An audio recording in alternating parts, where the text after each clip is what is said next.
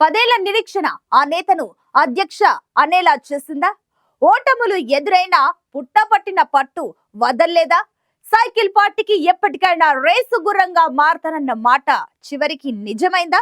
మాజీ సీఎం సొంత జిల్లాలో వైసీపీ ఆధిపత్యానికి పుట్ట గండి కొట్టారా? వయోభారంతో రాజకీయాల్లో కొనసాగుతున్న పెద్దాయనకు పర్మనెంట్ రిటైర్మెంట్ ని రిటర్న్ గిఫ్ట్ గా ఇచ్చారా?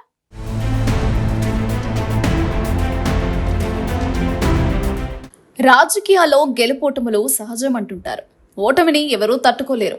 ఈ అసెంబ్లీ ఎన్నికల్లో ఏపీలో చాలా మంది నేతలకు గట్టి షాక్ ఇచ్చాయి. వరుస ఎన్నికల్లో ఘన విజయం సాధించిన ఎమ్మెల్యేలను మీ సేవలు ఇక చాలు అంటూ ఇంటికి పంపించారు ఓటర్లు.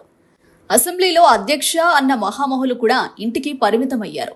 అధినేత వ్యూహంతో మాజీ ముఖ్యమంత్రి అడ్డాలో టీడీపీ అభ్యర్థులు మెజారిటీ సీట్లు గెలిచి వైసీపీని కంగు తినిపించారు. కడప జిల్లా వైఎస్ఆర్ కాంగ్రెస్ పార్టీ అడ్డా. కానీ ఇది మొన్నటి మాట. కంచుకోట బద్దలవ్వడంతో 2 సీట్లకే పరిమితమైంది జగన్ పార్టీ. గడప గడపలో సైకిల్ పార్టీ స్పీడ్ ఈ రేంజ్ లో ఉంటుందని ఊహించలేదెవరు.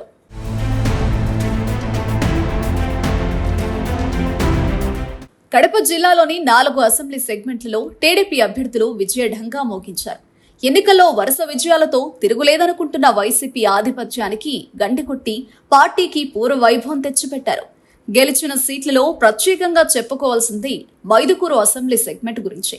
ఈ నియోజకవర్గంలో వైసీపీ నుంచి శెట్టిపల్లి రఘురామిరెడ్డి వరుసగా 2 సార్లు ఘన విజయం సాధించారు. అయితే మూడోసారి మాత్రం నియోజకవర్గ ప్రజలు గట్టి షాక్ ఇవ్వడంతో పెద్దాయన చతికిలపడ్డారు. ఈ ఎన్నికల్లో టీడీపీ నుంచి పుట్టా సుధాకర్ యాదవ్ ఘన విజయాన్ని సొంతం చేసుకున్నారు. తొలిసారి ఆయన ఎమ్మెల్యేగా గెలిచారు. వరుస ఎన్నికల్లో ఓడిపోతున్న ఓపిగ్గా ప్రజాక్షేత్రంలో ఉన్న పుట్టా సుధాకర్ రెడ్డికి ఈసారి పట్టం కట్టారు మైదుకూరు ప్రజలు. 10 ఏళ్ల నిరీక్షణకు ఈ ఎన్నికలతో విజయవంతమైన ముగింపు ఇచ్చారు పుట్ట.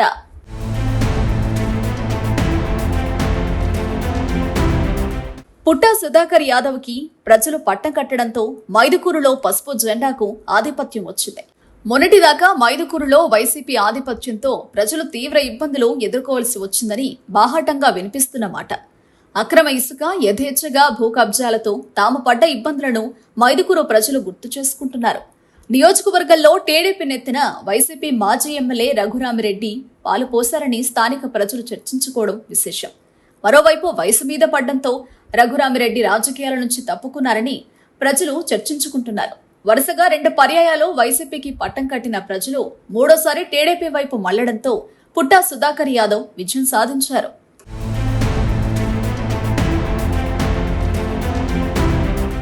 మైదుకూరులో వైసీపీ ఓటమికి ఎన్నో రకాల కారణాలు కనిపిస్తున్నాయి.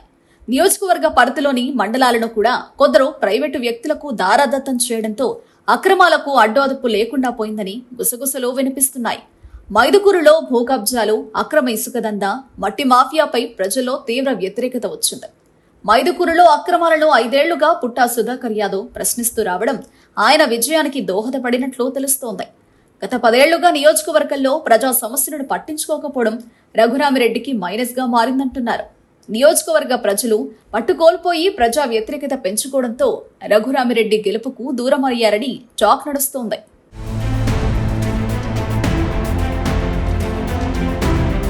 పుట్టా సుధాకర్ యాదవ్ గత 5 ఏళ్లుగా నియోజకవర్గంలో కలియ తిరుగుతూ ప్రజా సమస్యలపై చేసిన పోరాటం టీడీపీకి కలిసొచ్చింది. మైదుకూరు ప్రజలు తాగు, సాగునీటి కోసం ఇబ్బంది పడుతున్నా పరిష్కరించకపోవడం వైసీపీకి వ్యతిరేకత తెచ్చిపెట్టింది. 10 ఏళ్లుగా వైసీపీ ఎమ్మెల్యే ఉన్నా ఏమీ చేయలేకపోయారన్న అసంతృప్తి ప్రజల్లో ఉంది. ప్రజా సంక్షేమ పథకాలు మళ్లీ గెలిపిస్తాయని భావించిన మాజీ ఎమ్మెల్యే రఘురామిరెడ్డికి ఈ ఎన్నికల్లో గట్టి షాక్ తగిలింది.